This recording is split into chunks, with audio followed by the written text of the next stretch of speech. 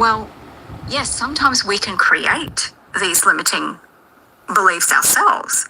And that's where we sort of have to give ourselves a little bit of time, grace, and patience in investigating some of these things. If we think, well, what is truly holding me back? To me, having this incredible life, thriving. And that's the thing. We want to overcome the limiting beliefs so that in order that we can thrive and achieve our goals and our dreams and live the best life possible, that is the motivation to actually looking into these things. And when we do, go a little bit deep into these limiting beliefs and we feel like, okay, we've discovered some, well, every now and again, it might be great, to just kind of reflect, like maybe it's a New Year's type thing, or maybe it's every 6 months. I mean, it's going to be different for everybody. And depending on if you feel that something is holding you back, from achieving things or to the next step. But I feel like this first piece of awareness is the most important thing to kind of dig into what could be your actual reality of your current limiting beliefs. And, there's many ways to do that. And I mean, one of the easiest ways, and we've talked about this in this space many times, is to journal. Journaling is one that you can do self-discovery. And you can actually prompt yourself with questions, very specific questions about, well, why haven't I achieved this XYZ? What could be holding me back? And even prompt yourselves about, what are my self-doubts? What am I worried about? And write a series of questions out. And in your own time, just kind of take each one separately and think about it.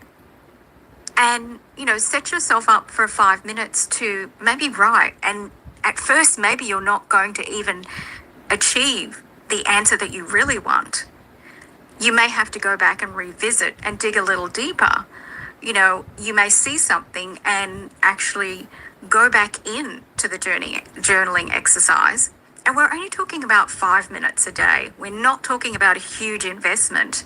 It's a very small amount of investment for this exercise. Or when you have a weekend and you think, okay, well, I'm waiting for the washing machine.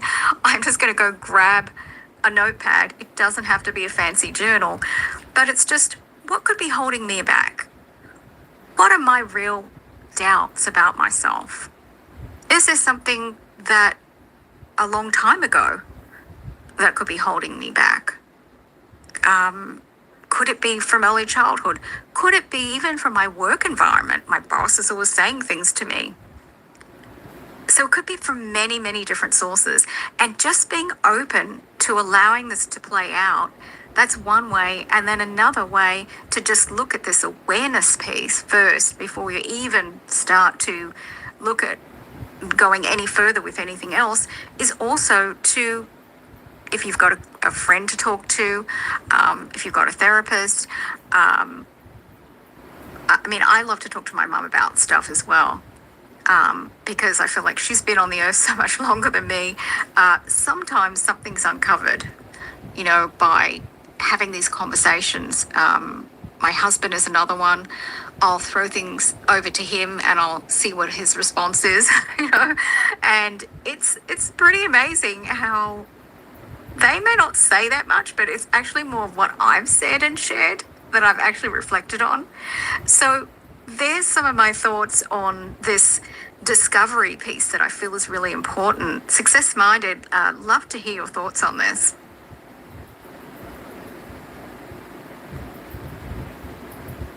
Yeah, so many great points you shared there. And one thing that stood out that you shared pretty early on in your talk was, you mentioned our brains being these sponges, right? And it's been absorbing these information from all these different sources all around us. And, from an early age, we learn about these beliefs, these ideas, these morals from our families. And sure, they serve the purpose. They serve the purpose of molding your life. But some of these beliefs, some of these morals, some of these ethics that we pick up from our ancestors, they might not be true, or they have ceased to be true in the modern world today. And it's so important that we identify that these are limiting beliefs that, they serve their purpose, back in the day when, our parents were growing up maybe. But today they have ceased to be true, and we need to overcome these obstacles kind of in this moment. And it's also important that we realize what are the information we are taking in, right? From these early ages, it's from our parents, but then it comes to something like life experiences, right? You have had a long list of experiences in your life, and you have learned certain things, people have said things to you, and you have, just been a filter your whole life. Your brain has served as a filter of letting information in that you think, that the brain think is going to be useful later on, and you're learning things that way. But the thing is, our brains have a negativity bias that is working against you. What I mean by that is your brain is more susceptible. It is more susceptible to negative information over positive information, because our brains were designed in a way. Back when humans lived in jungles, right? Negative information meant that if the negative information turned out to be true, it meant that it would have been harmful to us, it would have been life-threatening to us, or it would just mean bad things. But if a positive information was true, the most we could get is maybe one night's food. That is important, but not as important as saving your whole life. So our brains are designed in a way to take in negative information, and over time, with our life experiences, when we accumulate this negative information, our brain filters it. Our brain filters it, the negative things in, and it stores it. So we develop these negative beliefs regarding the world, regarding our surroundings, regarding the systems that we live in. So it's important that we recognize what these things are. And also, another aspect of how we develop these is, of course, education. Some of the things we're taught as kids, as adults or young adults, teens, in our education system, they might not be true. I'll give an example, and it's not a limiting belief, but just the fact that I remember from high school.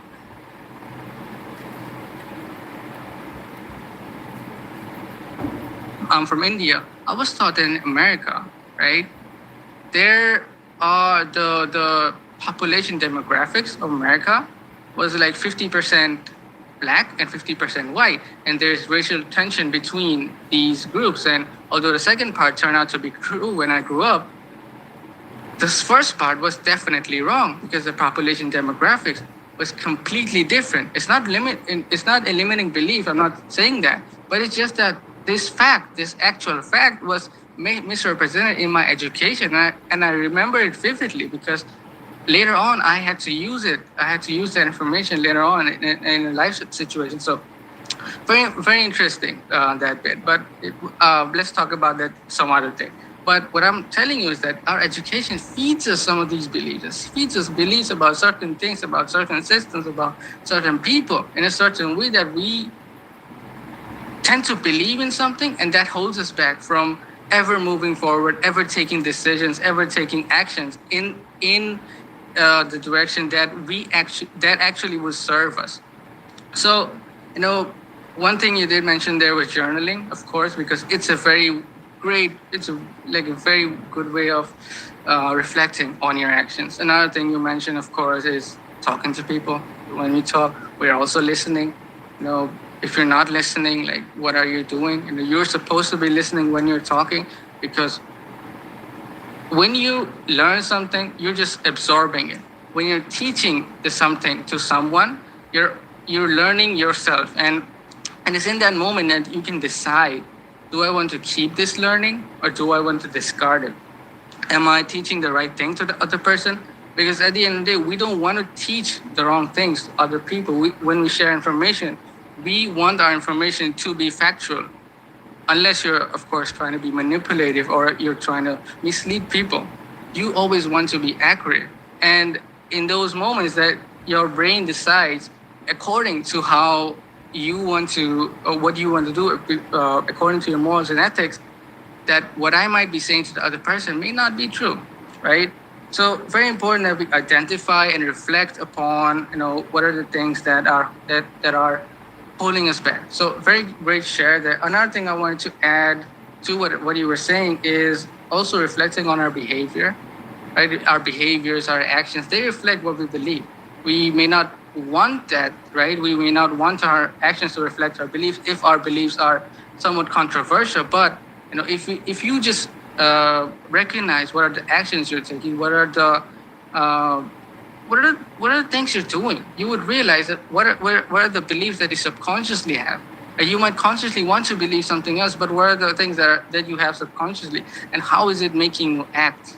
Right? Sometimes we don't take conscious action; we're taking subconscious, we're taking almost unconscious actions, right? And if you reflect upon those actions, it becomes apparent on what your subconscious mind believes, and also, it's another thing related to journaling is, of course, writing down your beliefs and making a full list of things that pose a challenge to you. Because, when you look at the things that are posing a challenge to you, you would realize, of course, I'm not talking about the physical challenge. Sure, you might be a short person like me, and moving to very high locations might be something you feel challenged with. I'm not talking about that. What are the mentally challenging things? What are the things that you think you cannot do? What are the things you think are challenges, but may not be for you? Write those things down, and of course, write down all your beliefs. Then you can dissect what are the things that might not be true. What are the things that I find challenging but may not be true? But of course, we'll get to those space how to overcome limiting beliefs later on. But these are some things that I wanted to add to the identification piece of limiting beliefs. So yeah, back over to you, Indra. Such wonderful points, and you've always got a great way of sharing those examples. Really loving it. Hey, shout out to all of our dear friends in the space, everybody in the space. Special shout out to Roseanne, who's in the house. I'm sure we're looking forward to hopefully having you as a speaker. Professor Thuli, Mandasela, inner practitioners in the house, of course, Stephen J. Caggiano, Bunsen and Beaker, our partners with the wonderful Pet and Science account. And hey, I see we have Dan Roder in the house. Great to see everybody. And there are so many people. I did a huge shout out at the beginning. Now I don't think it's possible. There's over 110 people. Wow. But we'll do our best a little bit later to do a brief shout out. So I did want to actually just loop back to some of the things. And what you were highlighting, one of your points was this, that it would help us if we can actually understand some of those limiting beliefs. And when I was really thinking about this, I was just thinking, and also some of these points are also in the threads, which I've posted. There's been 2 threads. There was one from yesterday and one today on limiting beliefs. And this point I wanted to talk about understanding the limiting belief. Well, just because we have something, a thought in our mind, it doesn't make it true. It doesn't make it real. We don't have to accept that limiting belief even. We can accept that it's there, but we don't have to be ruled by that. And particularly the ones that we've had for many years. I mean, if we completely accept that, which maybe we have been, maybe we should question that then. Maybe we should go back and question those things. I already talked about awareness, and one of the other things is, well, looking at our values, and Success Minder, you were talking about that, and almost looking beyond this current situation. And if we can actually see, well, what are these current struggles that we've got, and reflect back to our basic core values, then maybe that's going to help us to guide us back to what is important. And sometimes connecting to the important things in our life and our core values, that's what can sort of give us some grounding and perspective, because maybe we're just thinking along the lines of some of those limiting beliefs because we're not having an easy time at work, or life has been, challenging, with our home situation. Maybe there's major stresses, a new job, a stressful job, a current stressful job, moving, different career aspects, different family relationships, health. There's so many different things that can impact us. And if we can realize that, then we can actually help to steer our mindset into another place and start to replace those limiting beliefs, with positive thoughts. It's one way to replace, already thoughts and sort of, well, okay, I see that thought, I acknowledge it, but I'm going to replace it. I'm going to reframe, basically. I'm going to reframe my thoughts because I understand where it came from, but that doesn't mean that you have to accept it because those thoughts are not true necessarily. They're just holding you back. So I think it's really important that we can be open, have an open mind, and be willing to take on new thoughts, new concepts, new outlooks. And pretty much everybody in this space is open to those concepts because you're here. And a lot of people are open to improving themselves and growth, and they want to learn more. And so just knowing that, even doing a mantra to yourself or writing it out and saying, I'm open to new possibilities, to new opportunities, to new thoughts. That is even a statement. And when you use the I am in front of anything, that's the most powerful form of an affirmation because it really is very grounding for you to use that. And even if you just think it, I'm open to new possibilities. That is in itself, and even you could say it quietly to yourself, you could say it out loud. That is opening the door to new possibilities. So let's kind of, start to unpack this. And we have some of our usual panel members. It would be great if you guys are available and if you'd like to come up. And in the meantime, back over to you, Success Minded. Such great points you shared there, especially the point about replacing limiting beliefs with the positive one that is, I believe, so powerful, right? It's like that's the only thing to do. And there's several ways to do it, of course. Like, first of all, of course, you have to identify what those limiting beliefs, what those negative beliefs are inside you, right? What are these things inside your brain? And you have to realize that these things, they stem from your subconscious. You're not consciously limiting yourself. Right? Sometimes they do show up in your conscious mind, sure, but they stem from your subconscious, and they get to your subconscious because you allowed them to. When you were younger, when you did not know, or when you were less informed than what you currently are, you decided that these things will help you, so you let them into your subconscious, and the only way you can tackle these beliefs is to start reprogramming your subconscious. And how to do that is of course by the way of repetition, right? Repetition in the sense of physical repetition, and also mental repetition in the form of affirmations, mental affirmations, and also spoken affirmations. If you repeat some things enough, eventually your subconscious will be aware of it. That thing that you're repeating so much, it'll be implanted in your subconscious. And of course, if that whatever you are doing is conflicting with whatever is already in your subconscious, it would mean that it would replace the existing belief or the existing thought process, and it would replace it with whatever you're repeating to yourself all the time. So a great way to do it is, of course, take actions that are in line of what you want to believe. Okay, if one of your limiting beliefs is, let's say, I cannot cycle, I cannot like ride a bike, that means you have to take actions in the way that help you ride a bike. Maybe that means getting a bike and attaching to those side wheels, like the small side wheels attached to it, and riding it that way, right? If or maybe that means just thinking about I can ride a bike, or doing both these things together. What is eventually going to happen is that your mind, your subconscious mind, will start to believe that you can cycle.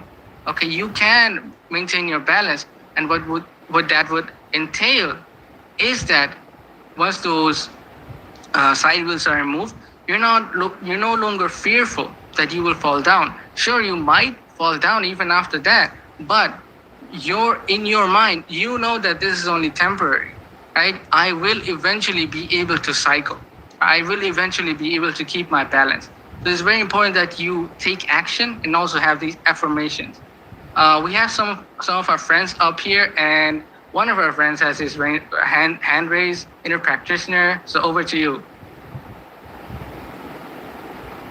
Hi Indra, hi Success Minded. Hey Roseanne, everyone. Great space, great title. Thank you so much for this. Now, for me, I don't read many books. I like to do actual practice and then learn from my actual practice to generate my own insights and be able to make adjustments. So what I'm sharing, it's all from my own understanding, experience, and practice, and things like that. From my understanding of observing myself, limiting beliefs can come from trauma or traumatic event. For example, when a traumatic event happens, there can be one or more wounds, and each wound can have its own negative emotions, traumatic energies, limiting beliefs, coping mechanisms, defense mechanisms, tendencies, wound perception, unpleasant inner atmosphere, which leads to lower vibrational. Wound perception is like when you get hurt, it twists the way you view things. You start to look at people on whether they will hurt you or not. But this is unconscious. Usually you don't realize it. That's that part. Okay, also your limiting belief can lead to one another and another. For example, if you have the limiting belief that you're not good enough, I'm not good enough, which can lead to I'm not worthy, which can lead to I don't deserve it. And this will create